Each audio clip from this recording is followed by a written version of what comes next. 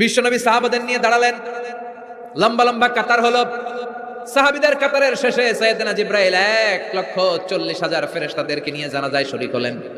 বিশ্বনবী 4 তাকবীর দিয়ে জানাজা পড়লেন, আল্লাহু আকবার, আল্লাহু আকবার, আল্লাহু আকবার, আল্লাহু আকবার। 4টা তাকবীরের মধ্য দিয়ে জানাজা শেষ করলেন। বিশ্বনবী তাকিয়ে দেখে সাহাবাদের পেছনে 1,40,000 ফেরেশতা দাঁড়িয়ে জানাজায় শরীক হয়েছে। বিশ্বনবী বললেন, জিবরাইল, কোনদিন তো এত ফেরেশতা নিয়ে কারো জানাজায় শরীক হতে দেখি নাই। ঘটনা কি? কি এমন আমল ছিল আমার মুয়াবিয়ার যে আমলের কারণে মুয়াবিয়ার নামটা আল্লাহর আরশে চলে গিয়েছে?